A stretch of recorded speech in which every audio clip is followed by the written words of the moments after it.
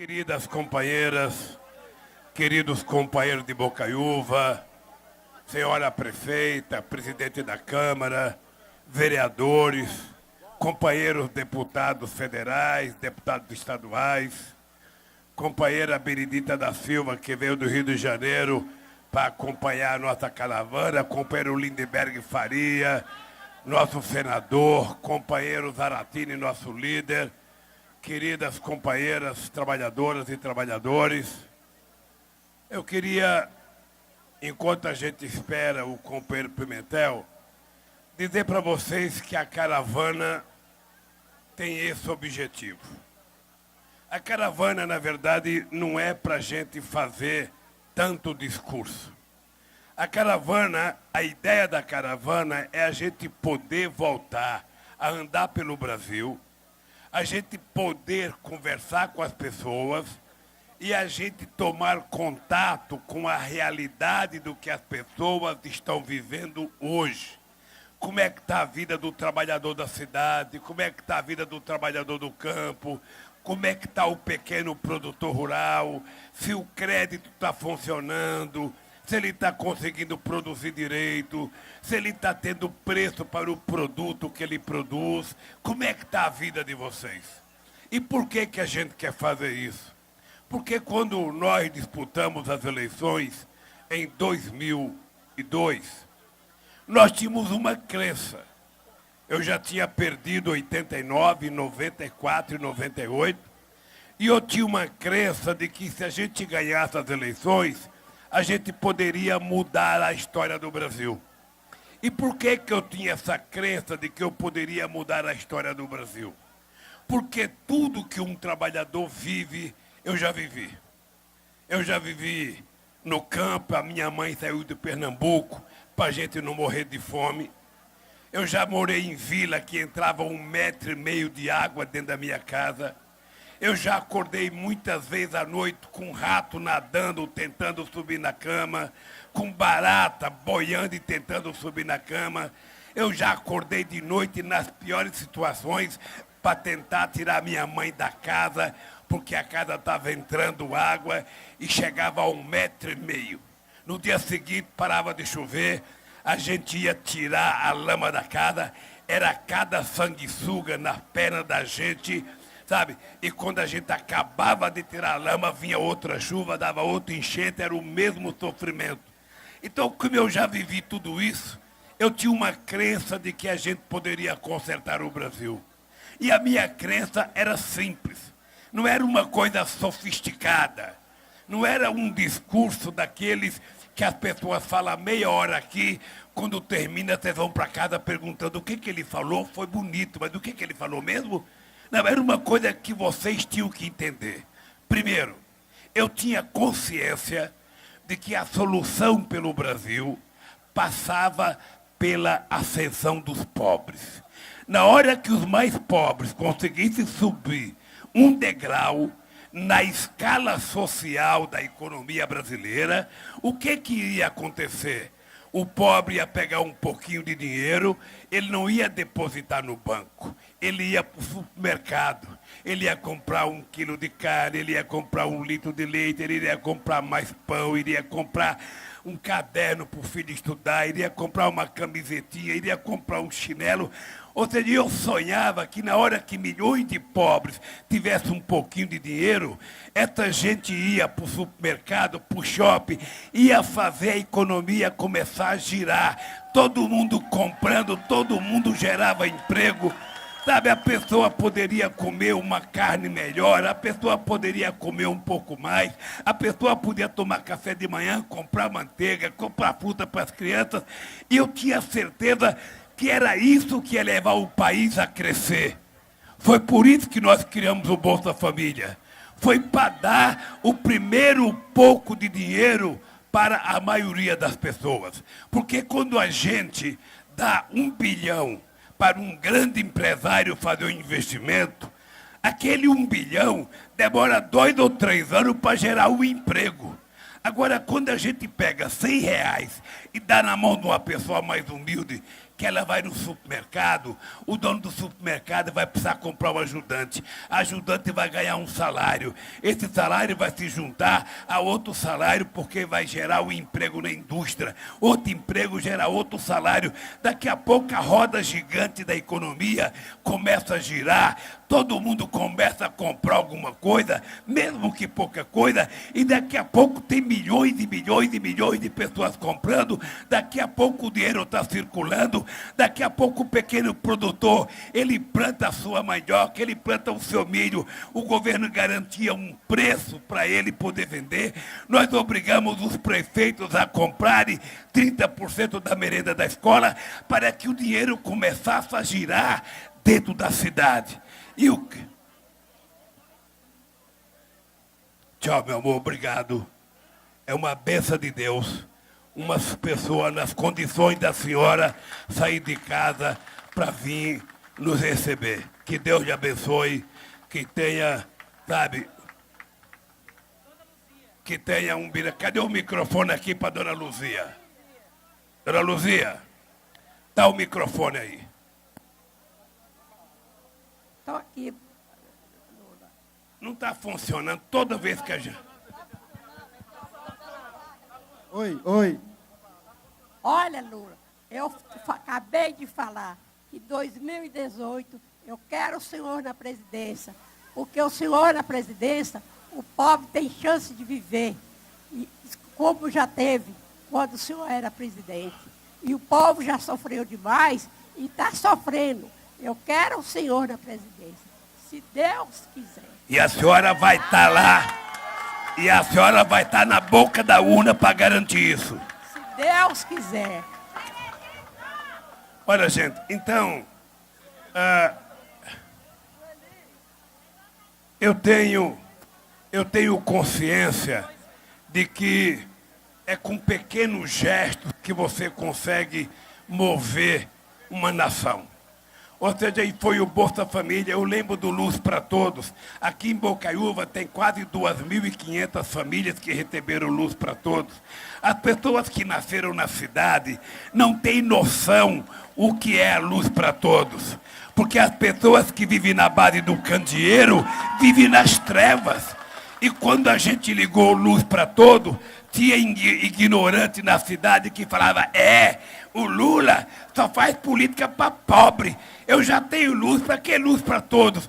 Acontece que quando a gente levava a luz na casa de uma pessoa pobre, olha, eu tenho história fantástica, eu tenho uma mulher no Ceará que ela ficava apertando a tomada e apagando, apertando a tomada, e o marido falou, ô mulher, por que você aperta tanto essa tomada? É porque ela disse, eu nunca tinha visto meu filho dormir, e agora eu estou vendo meu filho dormir. Olha, e aí quando a pessoa ganhou Luz para Todos, o que aconteceu? A pessoa comprou uma geladeira, a pessoa comprou uma televisãozinha, a pessoa do campo não tinha que andar 6 léguas, 6 quilômetros para ver o jogo do Brasil, ou para ver o jogo do Coringão ganhar do Cruzeiro e do Atlético aqui. Não tinha essa história. Ou seja, a gente... Veja. E aí, criamos o PAA para comprar alimento do pequeno produtor, aumentamos o financiamento, criamos o crédito consignado, aumentamos o salário mínimo e daqui a pouco criamos 22 milhões de empregos e daqui a pouco até todos os pobres estavam metidos a besta. A gente queria comprar carro, a gente queria trocar geladeira, a gente queria trocar televisão, a gente queria viajar de avião, a gente melhorou de vida. Essa é a verdade. A gente melhorou de vida. A criança da gente podia ter um celular igual o filho do rico. Sabe? Tinha um negócio que coloca na boca. Eu estou vendo um monte de gente com coisa na boca. Um monte de aço na boca, que era ortodontia. Aquilo era só para rico. Aí nós criamos o Brasil sorridente para pobre colocar aquilo também e fazer correção nos dentes. Então foi 1 milhão de políticas públicas que nós criamos que fez as pessoas mais pobres evoluírem. E a coisa mais sagrada Não está aqui agora o companheiro Fernando Haddad, meu ministro da Educação, mas a coisa mais sagrada é quando a gente decidiu colocar os pobres na universidade. Eu queria fazer universidade pública, fazer muitas e muitas e muitas, mas a gente não tinha todo o dinheiro que a gente queria. E o quê? Cadê o Fernando Haddad? Tá lá, já foi comer no Mercadão aí, né, Haddad? E eu aqui, ó, com fome. Eu tô aqui com a lombriga maior comendo a menor. E o bicho tá lá, já com a barriga cheia, tá bom? No ônibus a gente acerta as contas. Então, a gente tinha vontade de fazer a universidade. Mas enquanto a gente não podia fazer, nós tivemos uma ideia através do Haddad. Nós vamos pegar a dívida que as universidades particulares têm com o governo e vamos transformar a dívida em bolsa de estudo para as pessoas pobres da periferia, para as pessoas pobres do campo. E aí nós já conseguimos colocar 1.700.000 pessoas pobres na universidade. Então, é a coisa mais extraordinária, um filho de um pequeno lavrador estudando advocacia, estudando sociologia, estudando medicina, estudando engenharia, filha de empregada doméstica virando médica, virando dentista, gente virando engenheiro.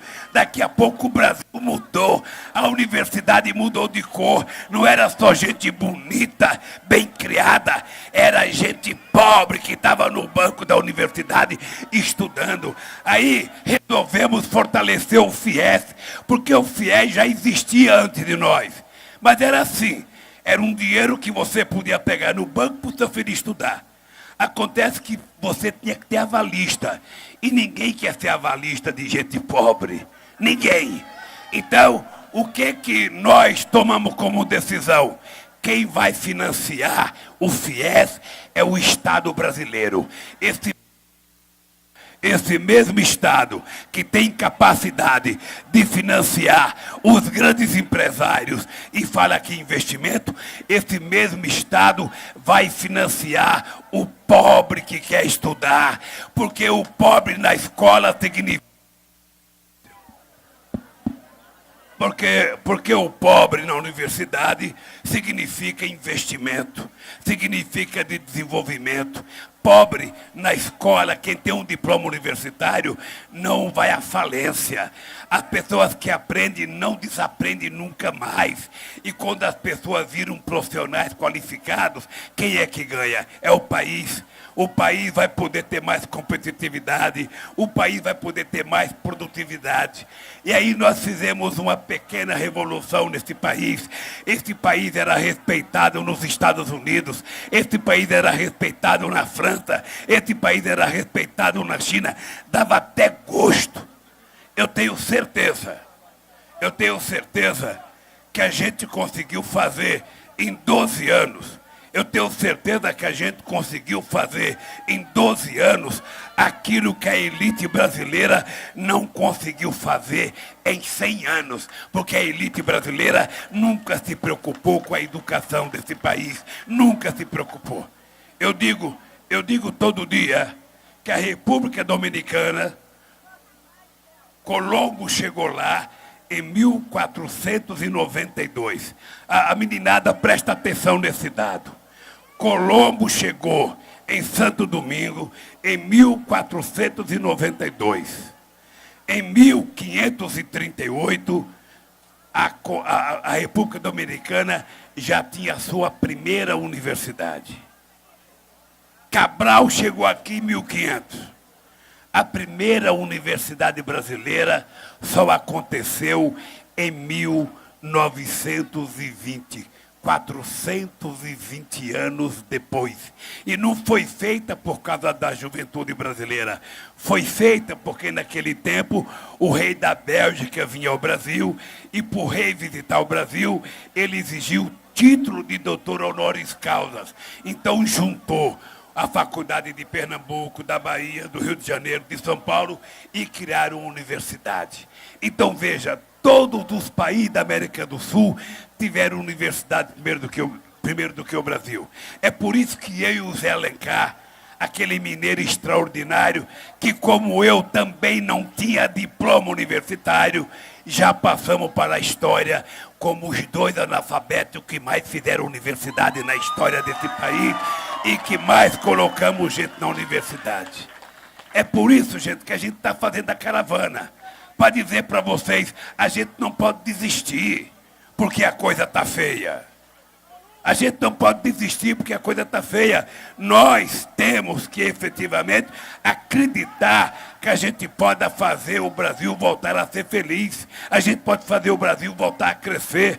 A gente pode fazer o Brasil voltar a gerar emprego. Porque o que dá dignidade na gente? É emprego, é salário, é educação. É a gente cuidar da família da gente com respeito. As crianças comerem todo dia. A gente saber que as crianças vão ter segurança. Não é isso que a gente quer? A mãe não quer deixar riqueza para o filho. Ela quer deixar educação para o filho. É isso que a mãe deseja e é isso que nós fizemos nesse país. Por isso, gente, o meu companheiro Pimentel está demorando, a minha garganta está estourando. Eu sei que vocês, tanto quanto eu, estão com a mesma fome que eu estou. Nós vamos pedir desculpa para o Pimentel. Quando ele voltar outra vez, a gente vem todo mundo aqui outra vez. Mas, gente, um abraço, que Deus abençoe vocês e até outro dia, se Deus permitir. Valeu, Bocaiúva, obrigado, que Deus abençoe a todos.